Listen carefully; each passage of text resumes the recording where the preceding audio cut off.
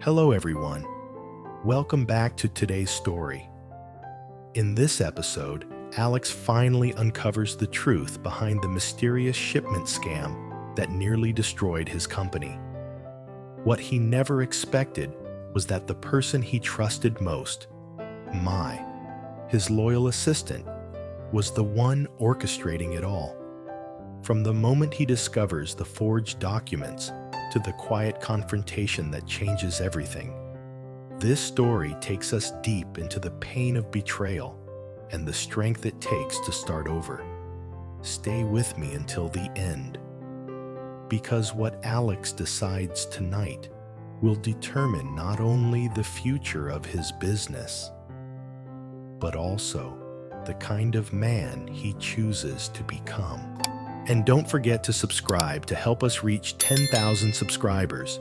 Your support truly means the world to us. Morning light pours across Alex's desk, glinting off glass bottles and stacks of invoices.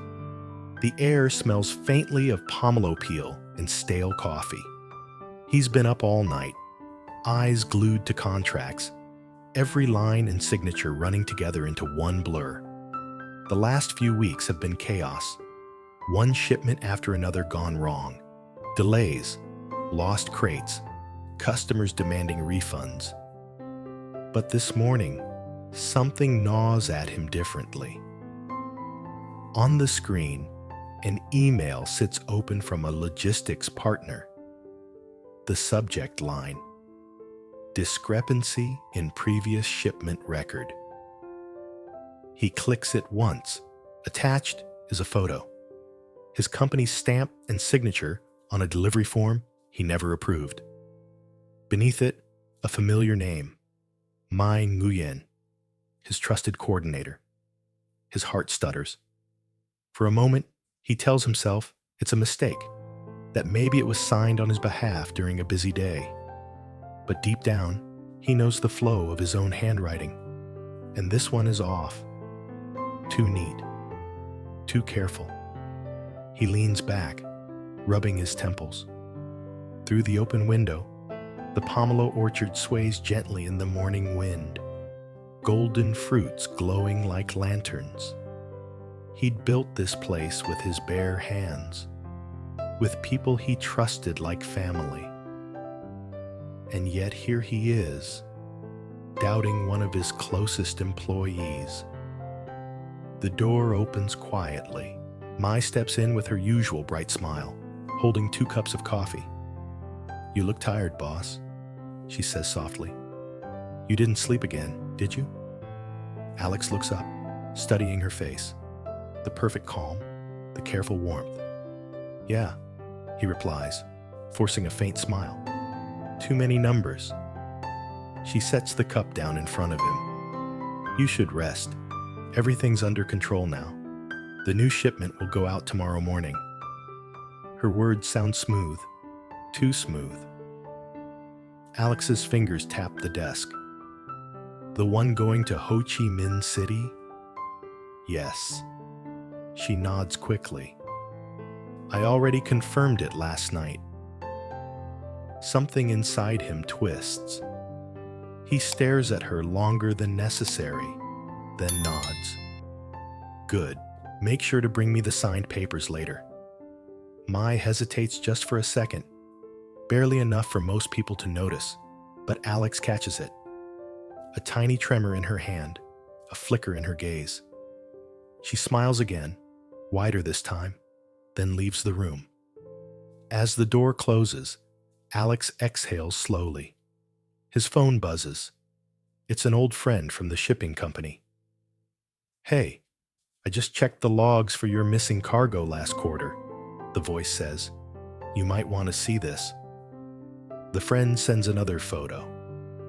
Mai's signature again, this time paired with an offshore company name he's never heard of. The same fraudulent contract that cost him tens of thousands. His chest tightens.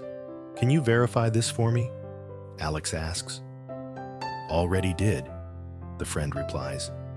"The payments went to an account under her cousin's name. Sorry, man. Alex sits frozen, the sound of wind rustling pomelo leaves outside, mixing with the distant barking of dogs. The realization lands like thunder. The person he had trusted, defended through every crisis, had been the one pulling the strings behind his losses. He doesn't rush to anger. Instead, there's a heavy silence, the kind that comes before a storm. He stares at the cup of coffee she left behind, the surface rippling faintly. Then, slowly, he stands. By late afternoon, clouds gather low and gray. Workers move crates across the warehouse floor, forklifts humming, ropes creaking. Mai stands near the office, clipboard in hand, instructing two laborers. She looks confident, too confident. Alex walks toward her. His expression is unreadable. "Mai," he calls. She turns, startled but smiling. "Yes, boss? Come inside for a minute." The air inside the office feels heavier than usual. Papers scatter across the desk. The faint scent of pomelo oil, lingering from candles burned last night to calm his nerves. Alex slides a printed document across the table. "Recognize this?" Mai glances down and freezes. Her lips part, but no sound comes out. "This is the contract for the missing shipment," Alex says quietly. "The one that disappeared last quarter. The one you told me was a system error." She swallows hard. I don't know what you mean. I just followed procedures." Alex doesn't raise his voice. Instead, he leans forward. "Procedures don't include forging my signature." The color drains from her face. "It's not what you think. I trusted you," he cuts in. His voice cracks slightly, not from rage but from disappointment that sinks to the bone. "You stood beside me when the orchard was drowning, when the company nearly collapsed. I defended you to everyone who doubted you." Tears well in her eyes, but Alex shakes his head. "Don't." There's silence. Only the ticking clock fills the air. Finally, he straightens, picking up a pen. "I can't keep you here anymore." She looks up sharply, voice trembling. "You're firing me?" "Yes. But you don't understand. I needed the money. My brother's medical bills." Alex's eyes soften, but he doesn't waver. "If you had told me, I would have helped. But you chose to lie, to steal from the very place that fed you." Her tears spill over. She presses her hands together, whispering, "Please, just one more chance." He looks away, his jaw tight. "No more chances. Pack your things." Mai stands still for a moment, shoulders trembling. Then she nods weakly and walks out, the sound of her footsteps fading down the corridor. Alex remains seated long after she's gone, staring at the empty chair across from him. The wind picks up outside, rattling the glass panes. The orchard sways in the distance, beautiful and endless. But for the first time, it feels cold. As the sun dips low, he drives out to the edge of the orchard. The trees are heavy with fruit, golden orbs glowing softly in the dying light. He walks between the rows, letting the leaves brush against his hands. Every rustle feels like a whisper from the past, a reminder of trust, loss, and lessons learned the hard way. He takes a deep breath and calls Tuna. Her voice answers, warm and familiar. "Alex, where are you?" "By the orchard," he says softly. "It's quiet here. Henry asleep?" "Yes," she laughs gently. "He fell asleep hugging his toy car." The sound of her voice melts some of the heaviness inside him. He gazes at the sunset. I had to let Mai go today. Tuna falls silent. You found out the truth? Yeah. She was the one behind the lost shipment. A long pause. Then Tuna says softly, You did the right thing, Alex. Sometimes cutting someone off is the only way to save yourself. He closes his eyes, wine tugging at his shirt. I know. It just hurts. Tuna's voice lowers to a whisper. Come home tonight. Henry misses you. Alex looks over the orchard one last time. I'll be there soon. As the last light fades, he turns toward his truck, leaving behind the echo of betrayal and the faint scent of pomelo blossoms. The road home is long, but for the first time in months, it feels like the right direction. Night deepens, painting the orchard in shades of indigo and silver. The hum of insects rises under the pale moonlight as Alex's truck rumbles down the dirt road toward Tuna's house. The headlights carve through mist, revealing bamboo fences and scattered shadows of banana leaves. When he finally stops by the gate, Tuna is there, barefoot, cardigan draped around her shoulders, waiting as if she somehow knew he would come. You're late, she teases softly, eyes warm despite the night chill. Alex steps out, exhaustion etched into every line of his face. Long day, he murmurs. I heard. Her gaze lingers on him for a second, searching. Then she gestures inside. Come in. The porridge is still warm. Inside, the small house glows with golden light. The scent of rice porridge and ginger fills the air. On the table sits a steaming pot, 2 bowls, and a plate of pickled vegetables. Alex sinks into the wooden chair as Tuna ladles porridge into his bowl. She doesn't press him for details. She just sits beside him, quiet, her presence alone softening the sharpness of the day. After a few spoonfuls, he exhales, voice low. I kept thinking it was someone else, Mislan, or even Mai. I never imagined it was Mai. Tuna nods slowly. That's what hurts most, isn't it? When betrayal comes from someone you trusted completely. He stares into the bowl, the steam clouding his glasses. She said she needed the money. I could have helped her, you know. But instead, she ruined everything. Tuna's tone turns gentle. You're kind, Alex. But not everyone knows how to ask for help. Some people take the wrong road because pride blinds them. He looks at her, studying her calm face, her steady eyes. You always make things sound simple. Because life already makes things complicated, she replies with a soft laugh. Silence stretches between them, comfortable and familiar. From the small bedroom, baby Henry stirs and lets out a faint cry.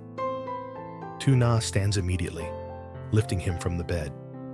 Shh, Mommy's here. She rocks him gently, humming an old lullaby.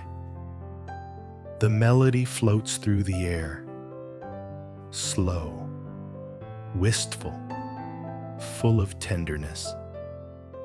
Alex watches her from across the table, heart swelling with a mix of gratitude and love.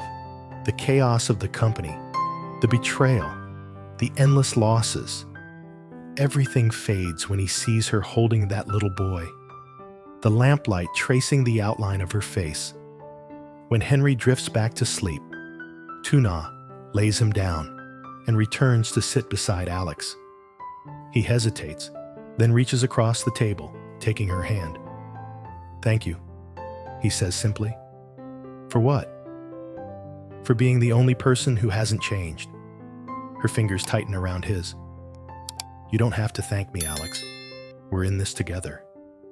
He smiles faintly, but his eyes glisten. I fired her today, you know. She cried, said she needed another chance, and I almost gave it. But you didn't, Tuna says quietly. No. He shakes his head. Not this time. I can forgive a mistake, but not betrayal. Outside, wind rustles the bamboo leaves like faint applause from the night. Tuna squeezes his hand again. Then that's how you start over. Not just the company, yourself too. The next morning, sunlight spills over the yard. Chickens peck at the ground, and Henry toddles around with a tiny watering can, giggling each time he spills water on his own feet. Alex kneels beside him, laughing too. Careful, little man, he says, ruffling Henry's hair. Tuna steps out with a basket of washed laundry, smiling at the sight. Looks like my two boys are up early today. Alex looks up, shading his eyes from the light. I have to go to the warehouse soon, start cleaning things up. She nods. You're reopening soon? He stands, brushing dirt from his hands. Yes, we'll rebuild from scratch. New staff, new contracts. No more shortcuts, no more blind trust. Tuna sets the basket down. And what about Mai? Alex's smile fades slightly. She called this morning, said she's leaving town. I didn't pick up. Tuna tilts her head. You're not curious what she wanted to say? He thinks for a moment. I used to be, but now I just want peace. Tuna studies him, seeing the quiet strength returning in his eyes. The kind of strength that comes not from luck, but from surviving heartbreak. Then you're finally learning, she says softly. He chuckles. Maybe. A car horn sounds from the road. Ms. Lon steps out, waving. Alex, we're ready for the new shipment review. He nods. Coming. Before leaving, he turns back toward Tuna and Henry. I'll be home before dinner. Don't wait up if it's late. Tuna smiles. We'll keep a plate warm.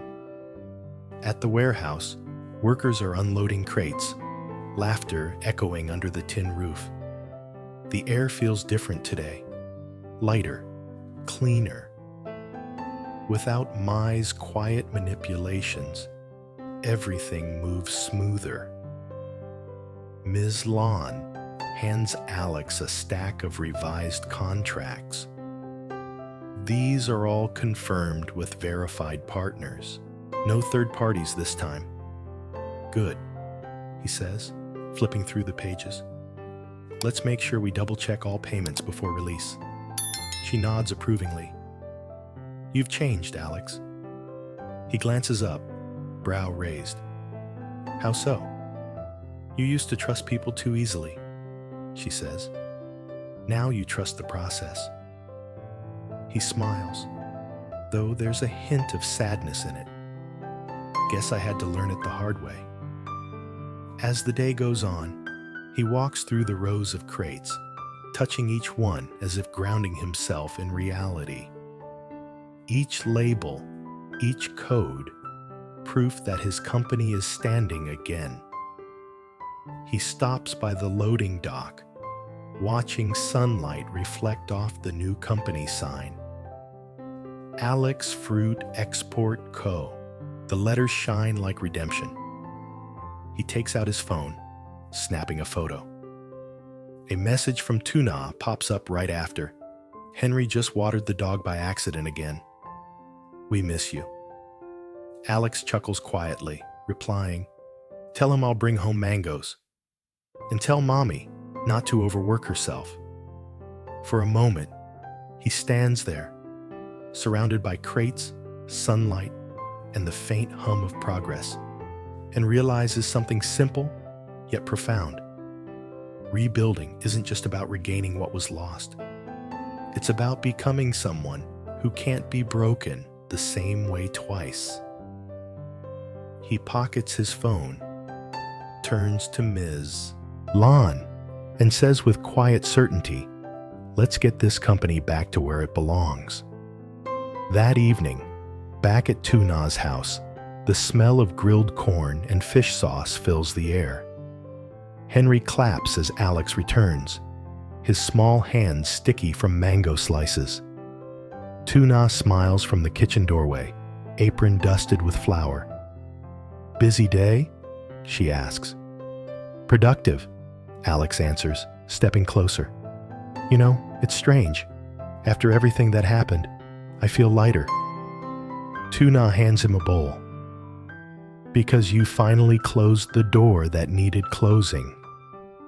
He nods slowly, gazing out the window toward the orchard. "Yeah, maybe losing Mai was the price I had to pay to protect what really matters." Tuna looks at him, eyes shining. "And what matters to you, Alex?" He turns back, meeting her gaze. "This," he says simply. "You, Henry, this house, and the chance to start again."